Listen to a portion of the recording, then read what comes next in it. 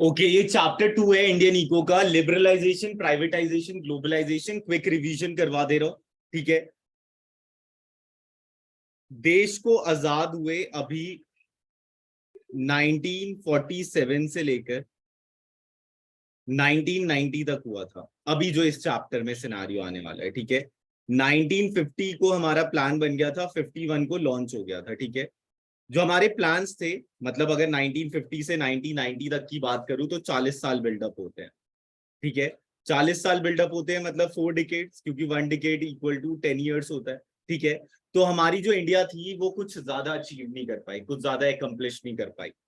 According to some scholar जिन्होंने research किया कि इंडिया ने क्या अचीव किया अपने सारी चीजों को पब्लिक कर कर, पब्लिक का मतलब है सारी चीजों गवर्नमेंट गवर्नमेंट गवर्नमेंट कर कर, ठीक है।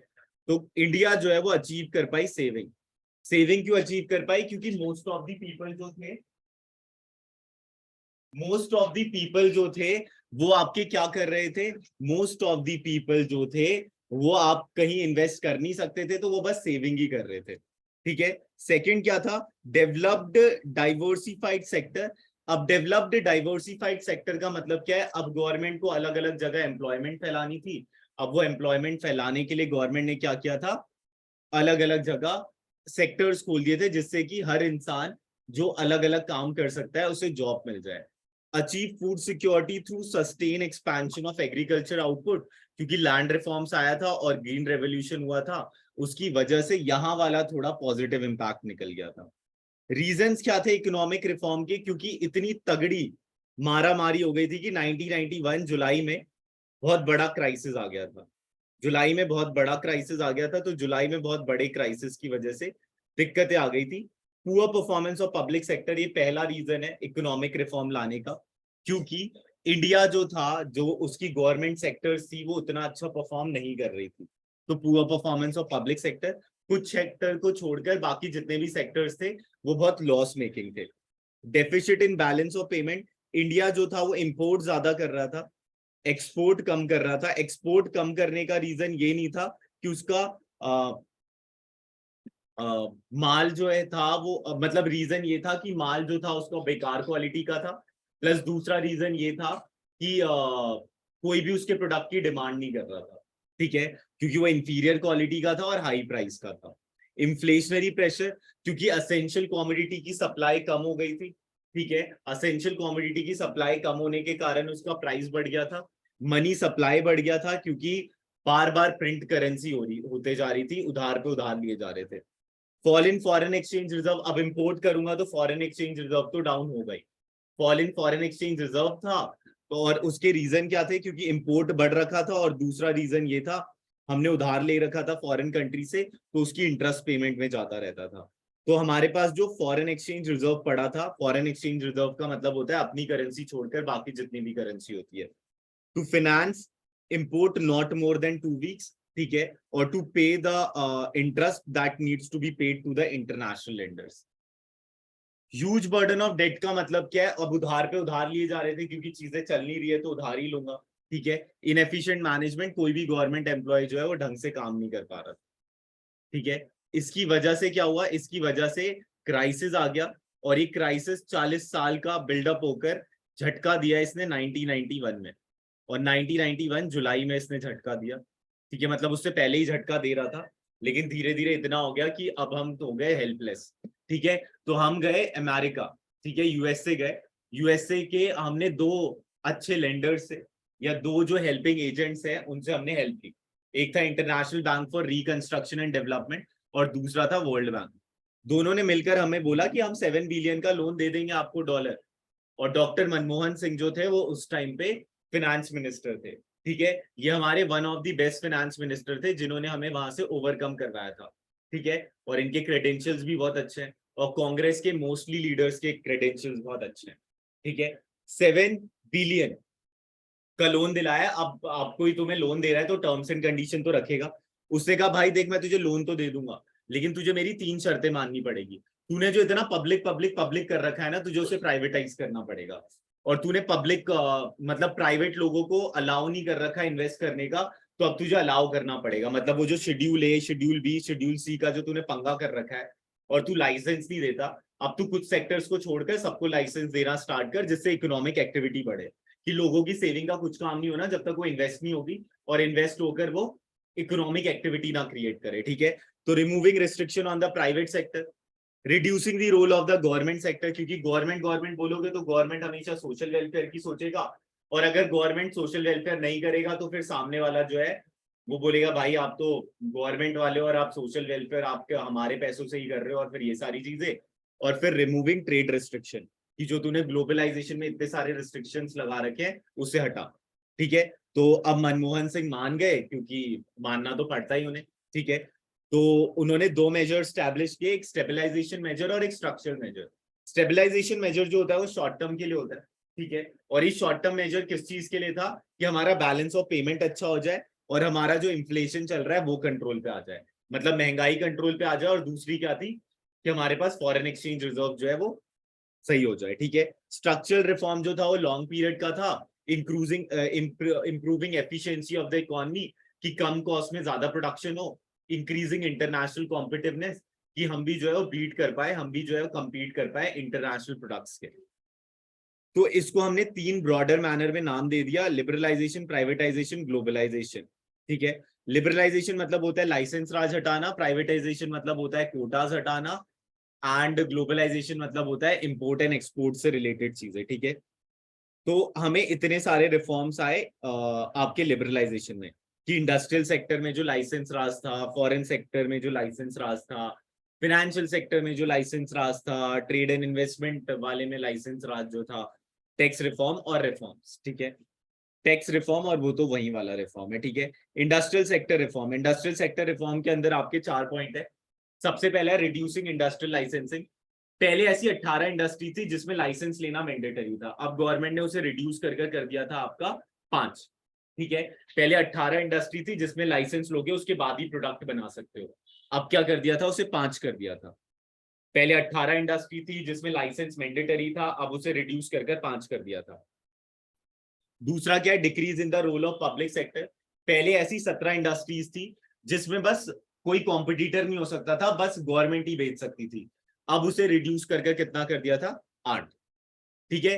D reservation under small scale industries, तो पहले क्या था, पहले एक प्राइस सीलिंग कर रखा था कि इतना इन्वेस्टमेंट हो सकता है स्मॉल स्केल इंडस्ट्री में, अब उसे हटा दिया, ठीक है। अब जितना इन्वेस्टमेंट करना है बस एम्प्लॉयमेंट फैलाओ, ठीक है। तो D reservation under small scale industry.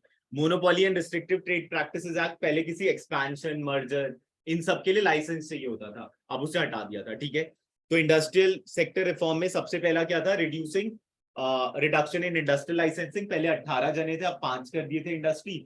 उसके बाद क्या था, decrease in the role of public sector, पहले 17 इंडस्ट्रीज थी अब क्या कर दिया था उसे 8, ठीक है। और अब 8 करने के बाद कितना कर दिया था, 3 कर दिया था, ठीक है। 8 करने के बाद अब क्या कर दिया है, 3, ठीक है। पहले 17 किया फिर 8 किया और अब कितना कर दिया, 3। 3 में ही बस गवर्नमेंट प्रोड्यूस कर सकता है, बाकी सब में प्राइवेट और गवर्नमेंट दोनों हो सकता है। डी रिजर्वेशन स्केल हटा दिया था, मतलब कि इतना कैपिटल बार जो था वो हटा दिया था। Monopoly and restrictive trade practices act में क्या था, अब मर्जर एक्सपेंशन इन सब के लिए लाइसेंस की जरूरत नहीं थी। हेलो, हेलो, हाँ बोलिए, हाँ बताएं बताएं। हाँ हाँ हाँ हाँ, नहीं नहीं नहीं नहीं बताया, नहीं बताया, नहीं नहीं नहीं। हाँ उसने बोला कि 74 आए हैं। अब किसमें किसमें,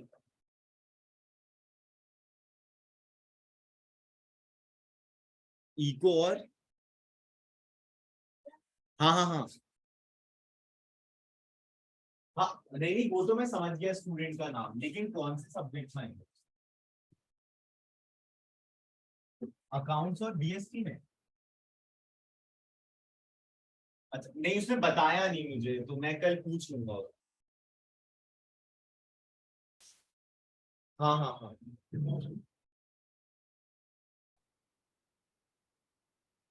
हाँ नहीं नहीं, अभी नहीं बताया, नहीं बताया।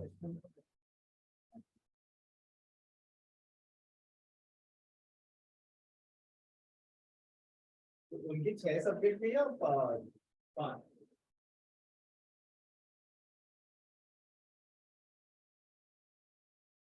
कितना है? आया था। तो आप एक बार रीवैल्यूएशन के लिए दे देते।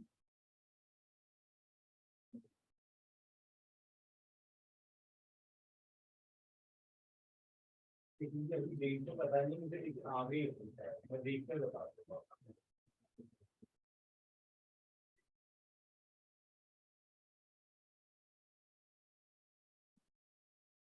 नहीं, सीबीटी का तो दे सकते हैं। हाँ हाँ, वो तो एक का पेपर उस टाइम पे हो जाएगा ना, तो प्रोविजनल बेसिस पे हो जाएगा।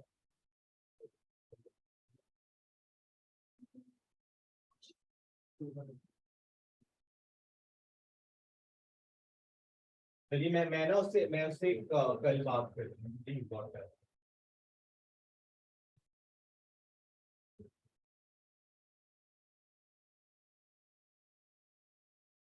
नहीं नहीं, दे सकती है, दे सकती है।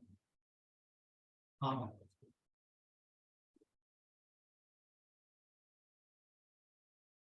हाँ हाँ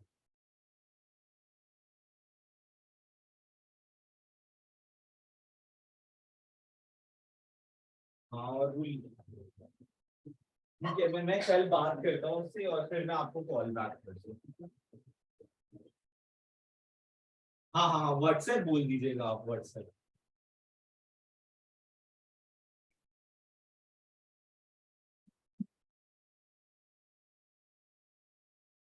okay, monopoly and restrictive trade practices act. अब आते हैं आपके फाइनेंशियल सेक्टर रिफॉर्म में।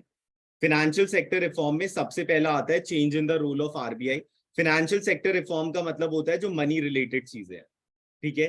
तो इसको जो संभालते हैं, तो फाइनेंशियल सेक्टर को तो आपका सेबी संभालता है,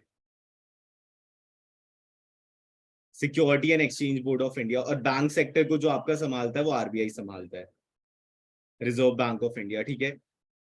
तो पहले ना आरबीआई रूल निकालता था और सबको रूल मानना पड़ता था। अब आरबीआई क्या करता है, बस सजेशन देता है। अब सामने वाले की मर्जी है कि वो रूल मानना चाहता है, नहीं मानना चाहता। दूसरा आता है ओरिजिन ऑफ प्राइवेट बैंक्स, ठीक है। दूसरा आता है आपका ओरिजिन ऑफ प्राइवेट बैंक्स। तो पहले क्या था, पहले ये था कि प्राइवेट बैंक्स को अलाउ नहीं था। अब प्राइवेट बैंक्स को भी अलाउ कर दिया था कि वो अपना बैंक जो है वो खोल सकते हैं, ठीक है। तीसरा क्या है, increase in the limit of foreign investment. पहले फॉरेन इन्वेस्टमेंट लो था, अब ज्यादा कर दिया था। The limit of foreign investment in bank was raised around 74%. Foreign institutional investors such as merchant banker, mutual fund, and pension funds were now allowed to invest in Indian financial market. अब इसकी वजह से क्या हुआ था, इसकी वजह से सर्विसेज अच्छी हो गई थी, ठीक है। दो the banks have been given permission to generate resources from India and abroad, certain aspects have been retained with the RBI to safeguard the interest of account holder and the nation. Ease of expansion process, पहले bank को अगर expand होना पड़ता था तो उसको बहुत सारे फॉर्म फिलिंग और ये सब करना होता था, अब उसे हटा दिया था उन कंडीशंस को, ठीक है। Banks were given freedom to set up new branches after fulfillment of certain condition without approval of RBI, ठीक है। टैक्स रिफॉर्म, अब सबको डायरेक्ट टैक्स और इनडायरेक्ट टैक्स तो पता है क्योंकि सबने गवर्नमेंट बजट पढ़ा है। डायरेक्ट टैक्स जिसकी लाइबिलिटी उसी बंदे पे पड़ती है जिसे वो पे करना है, और इनडायरेक्ट टैक्स का मतलब क्या होता है, जिसकी लाइबिलिटी इनडायरेक्टली पड़ रही होती है, ठीक है। जैसे कि अगर मान लो तुम मूवी देखने जा रहे हो, तो मूवी देखने पे जो टैक्स लगता है वो इनडायरेक्ट टैक्स है, और जब तुम अपनी इनकम पे टैक्स दे रहे हो तो डायरेक्ट टैक्स है, ठीक है। गवर्नमेंट टाइम टू टाइम कुछ ना कुछ ऐसा इनिशिएटिव लाता रहता है जिससे कि लोग जो है वो टैक्स देने पे टैक्स दे, ठीक है, और ज्यादा करप्शन ना करे, ठीक है। और टाइम टू टाइम वो सिंप्लीफाई करता है जिससे कि टैक्स कॉम्प्लाइंसेस को फिलअप करने में उन्हें ज्यादा दिक्कत ना आए। ये इनडायरेक्ट टैक्स लाए थे 1 जुलाई 2017 को, ठीक है। One nation one tax system, ठीक है, जिसमें इनपुट जीएसटी, सीजीएसटी, एसजीएसटी ये सब होता है, ठीक है। अब आता है फॉरेन से फॉरेन एक्सचेंज रिफॉर्म। एक डीवैल्यूएशन ऑफ रुपी होता है और एक market determination of exchange rate होता है। डीवैल्यूएशन मतलब होता है जब गवर्नमेंट अपने करेंसी के प्राइस को खुद गिरा देता है तो उसे डीवैल्यूएशन कहते हैं। और मार्केट डिटर्मिनेशन मतलब जब मार्केट के हिसाब से, मतलब डिमांड एंड सप्लाई से प्राइस डिसाइड होता है, तो उसे market determination of exchange rate कहते हैं। डीवैल्यूएशन ऑफ रुपी और market determination of exchange rate. Trade and investment policy reform सबसे पहला आता है। गवर्नमेंट ने क्या किया था, रिमूव कर दिया था quantitative restriction on import and export. पहले क्या था, गवर्नमेंट ने ये बोल रखा था ये चीज 5,000 आ सकती है, ये चीज 6,000 आ सकती है, तो क्वांटिटेटिव रिस्ट्रिक्शंस लगा रखे थे। अब उस रिस्ट्रिक्शंस को रिमूव कर दिया था। रिमूवल ऑफ एक्सपोर्ट ड्यूटी, अब एक्सपोर्ट ड्यूटी हटा दी थी जिससे कि ट्रेड जो है बढ़े। रिडक्शन कर दिया था इंपोर्ट ड्यूटीज में जिससे कि इंपोर्ट भी बढ़े, ठीक है। और रिलैक्स कर दिया था कि इंपोर्ट लाइसेंसिंग सिस्टम की लाइसेंस देना इजीली कर दिया था जिससे कि लोगों के पास लाइसेंस आए वो चीजों को एग्जीक्यूट करे। प्राइवेटाइजेशन ना दो तरीके से हो सकता है, या तो गवर्नमेंट अपनी ओनरशिप को बेच देता है या फिर वो नहीं, या तो गवर्नमेंट अपनी ओनरशिप इन द सेंस की ट्रांसफर कर देता है ओनरशिप। बेचना मतलब डिसइन्वेस्टमेंट है, और ट्रांसफर ऑफ ओनरशिप मतलब मैनेजमेंट जो है किसी और के हाथ पे कर दिया, ठीक है, और वो उससे संभाल रहा है, ठीक है। जैसे कि मान लो बीएचपी कर एक कंपनी है जो पहले लिमिटेड कंपनी है और वो गवर्नमेंट की थी, उसने एचडीएफसी को दे दिया, अब एचडीएफसी संभाल रहा है, तो ट्रांसफर ऑफ ओनरशिप हो गया, ठीक है। और डिसइन्वेस्टमेंट मतलब होता है जब गवर्नमेंट अपने आप को बेच ही देता है। जैसे कि मान लो गवर्नमेंट ने एयर इंडिया बेच दिया, तो एयर इंडिया बेच दिया तो डिसइन्वेस्टमेंट कहलाएगा, ठीक है। गवर्नमेंट ने अलग अलग पावर्स डिफाइन कर रखी है। महारत्नास को ज्यादा पावर है, तो 11 महारत्नास है हमारे पास, 13 नवरत्नास है, और 74 मिनी रत्नास है, ठीक है। एक बार ये वाला बॉक्स पढ़ दो जरा।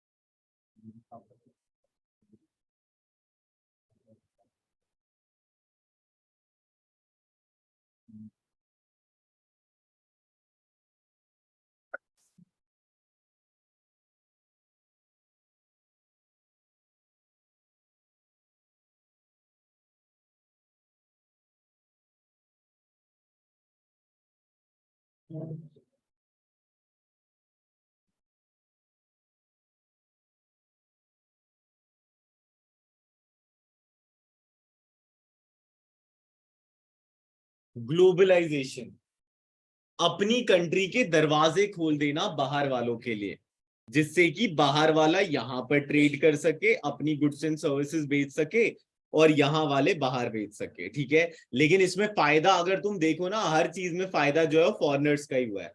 तभी इंडिया, अगर डीएलएफ मॉल जाओ, एक भी मतलब ज्यादा इंडियन ब्रांड्स दिखते हैं, मोस्टली जो है आपको फॉरेन ब्रांड्स ही दिखते हैं। या फूड कोर्ट भी चले जाओ, हल्दीराम्स को छोड़कर, करीम्स इंडिया का ही है, हाँ करीम्स हल्दीराम को छोड़कर बाकी सब जो है वो बाहर के ही है, और जो है भी इंडिया के वो खाली रहते हैं। अब केएफसी सामने है या फिर बर्गर किंग सामने है, तो मैकडी सामने है, तो कौन क्यों जाएगा फिर सुपर किंग और इस सब में, सुपर बर्गर करके कुछ है ना। चलो, globalization means integrating the national economy with the world economy through removal of barriers on international trade and capital movement. तो globalization is generally means integrating the economy with the world economy. ठीक है, पढ़ने में तो बहुत मजेदार लगता है लेकिन कोई फायदेमंद नहीं था। However, it is a complex phenomena. It is an outcome of the set of various policy that aims to transform the world towards greater interdependence and integration. It involves creation of network and activity transiting economic, social, and geographical boundary. In short, globalization aims to create a borderless world. अब देख लेते हैं changes made by globalization of Indian economy. So the new economic policy prepared a specified list of high technology and high investment priority industry, ठीक है, in which automatic permission will be available to foreign direct investment up to 51. मतलब अगर कोई technology लेकर India में आ रहा है, अगर कोई टेक्नोलॉजी लेकर इंडिया में आ रहा है, तो देन फिर उसे ऑटोमेटिक परमिशन है कि उसे 51% वो अपना पैसा लगा सकता है इंडिया में। समझ गए ना, मतलब अगर तुम टेक्नोलॉजी एस्पेक्ट से आ रहे हो इंडिया के अंदर बिजनेस करने, तो तुम अपना 51% लगा सकते हो, स्टेक ले सकते हो। In respect of foreign technology agreement, automatic permission is provided to high priority industry up to 1 CR. No permission is now required for hiring foreign technician or testing indigenously developed. तो मतलब जो technology based industry थी उनको freedom थी क्योंकि India को technology की जरूरत थी, और जो टेक्नोलॉजी बेस्ड नहीं थी उनके साथ रिस्ट्रिक्शंस लगा रखी थी। In order to make international arrangement of Indian currency, rupee was devalued in July 1991 by nearly 20%, stimulated export and discourage impose and raise the influx of foreign capital. To integrate Indian economy with world, the Union Budget 1992 and 1993 made Indian rupee partially convertible, and then rupee was made fully convertible in 1993 to 94. तो पहले क्या था, partially convertible था, फिर क्या हो गया, fully convertible हो गया, ठीक है। उसके बाद क्या था, a new 5-year export import policy was announced by the government to establish a framework of globalization on India's foreign trade. The policy remove all restriction and control on external trade and allow market forces to play a greater role. तो अब government ने क्या कर दिया था कि market decide करेगा price, और गवर्नमेंट का रोल थोड़ा कम कर दिया। In order to bring the Indian economy with the ambit of global competition, the government has modified the custom duty to a considerable extent. According to the peak rate of custom duty has been reduced to 50% to 10%. Favor में क्या था globalization के कि greater access to global market, advanced technology, better future prospect for large industry of developing industry to become important players in international arena, better prospects for skilled people across the globe to increase their earning by utilizing their skill.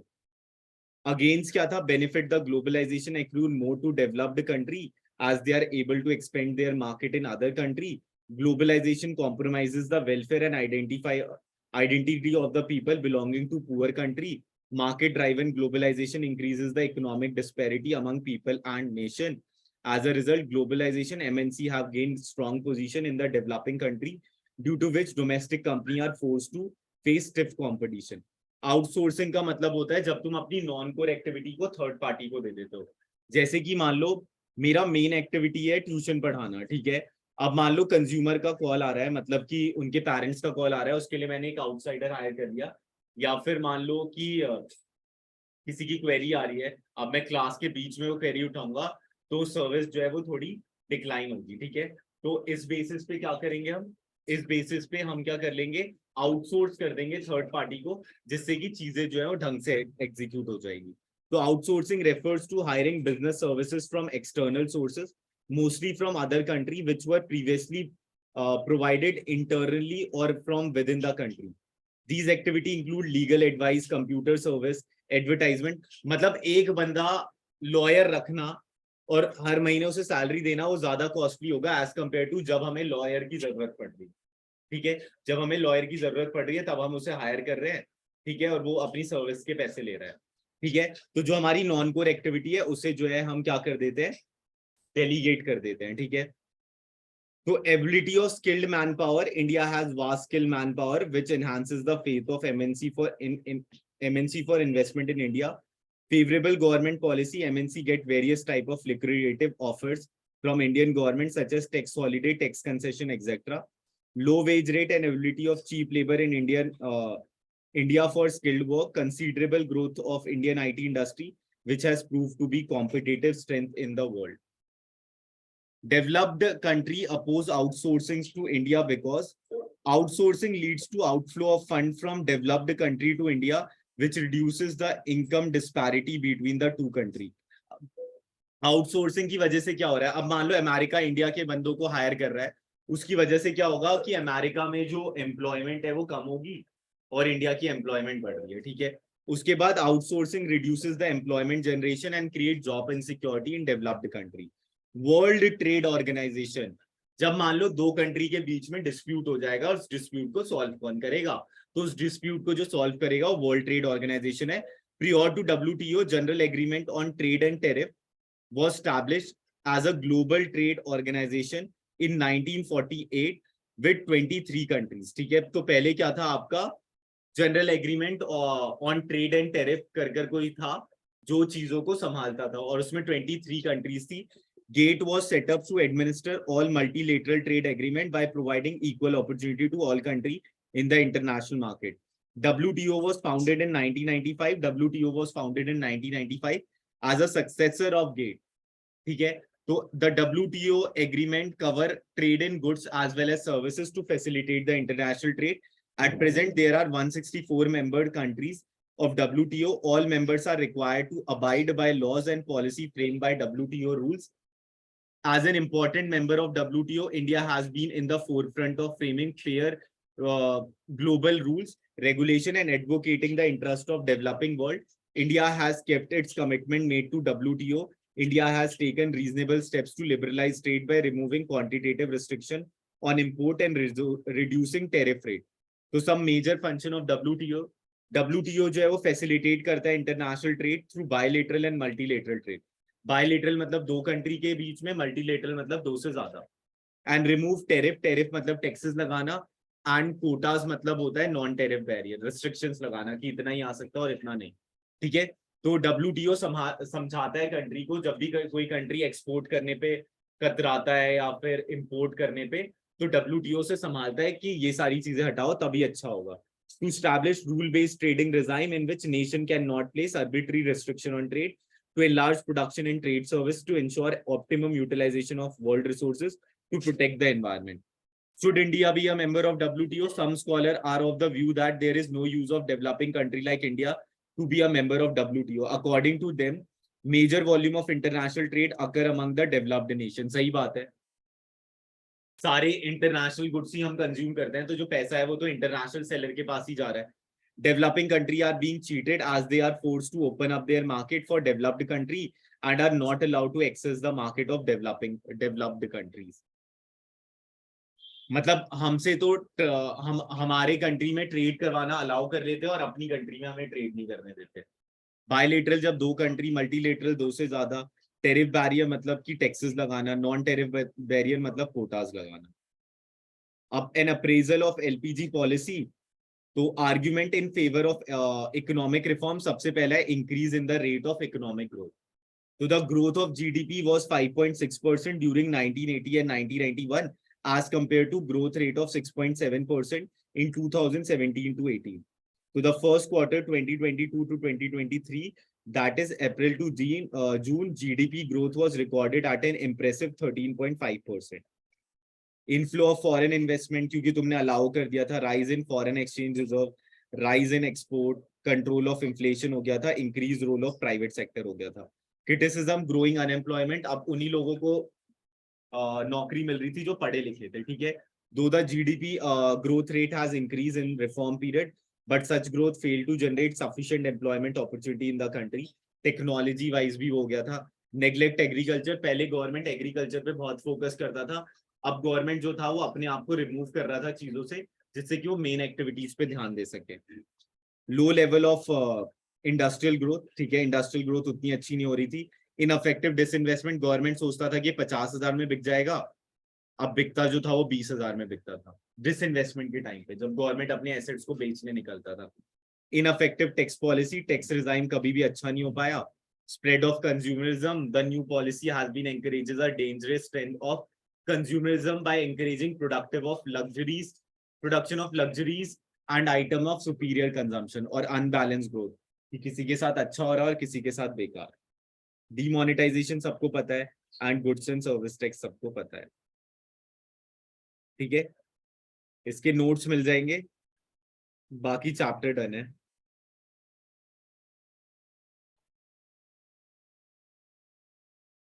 एक बार ना आप लोग ये पढ़ लो, neglect of agriculture.